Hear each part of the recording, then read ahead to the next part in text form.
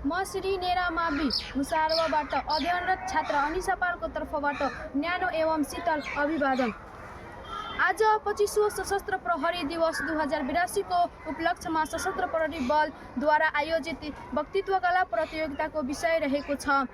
देश र जनताको सुरक्षामा सशस्त्र प्रहरी बल नेपालको भूमिका। सशस्त्र प्रहरी बल नेपालको एक अर्धसैनिक सुरक्षा निकाय हो। यो नेपालको विद्रोह विरोधी कारबाहीको जिम्मेवारी पाएको एक स्थल सेना हो, स्थल सेना समेत हो। यसले सैन्य र कानुन प्रवर्तन दुवैको रूपमा एक प्रकारको विशिष्ट भूमिका ओगटेको हुन्छ।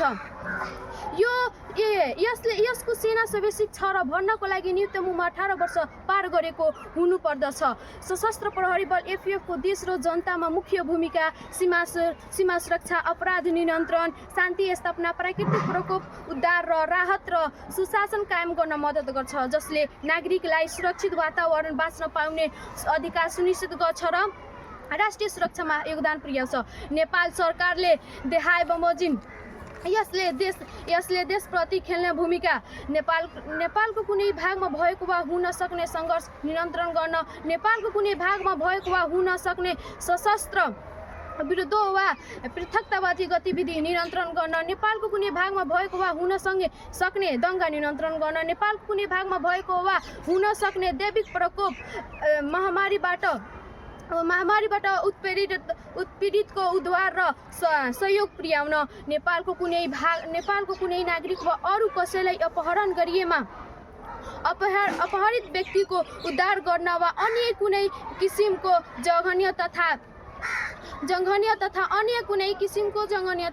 गम्भीर अपराध घट्नेमा त्यसलाई नियन्त्रण गर्न, विपद व्यवस्थापन, मानव कल्याण, सीमा सुरक्षा, चेलीबेटी बेचबिखन, आतंकवादी नियन्त्रण, अवैध तस्करी नियन्त्रण, जनचेतनामूलक कार्यक्रम, राजस्व चुहावट नियन्त्रण, भ्रष्टाचार नियन्त्रण, मानव बेचबिखन नियन्त्रण, प्राकृतिक विपद व्यवस्थापन गर्ने इत्यादि। अब जनताले खेल्न सक्ने भूमिका। यसले शान्ति स्थापना, देशको विभिन्न भाग शान्ति कायम गर्ने र नागरिकलाई सुरक्षित गराउन मद्दत गर्ने आदि। म यो वीरहरूप्रति एउटा कविता भन्न चाहन्छु। जब आगलागीले बस्ती जलेको हुन्छ, जब महामारीले सास रोकिन्छ, जब देश सङ्कटमा पर्छ, डराउनु पर्दैन, हामी छौँ भन्ने आवाज सशस्त्र प्रहरीको नै हुन्छ।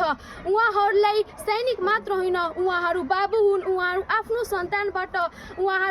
सन्तानबाट टाढा रहन्छन् तर अरूको सन्तान जोगाउन मद्दत गर्छन्। उहाँहरू आमा हुन् जो अरूको जीवन जोगाउन आफ्नै माया मनमै दबाएर हिँड्छन्। उहाँहरूको पनि सपना छन्, घर फर्केर छोराछोरीहरूलाई अङ्गालो हान्ने चाहना छ, आमाको हातको खाना खाने इच्छा छ। तर जब देशले बोलाउँछ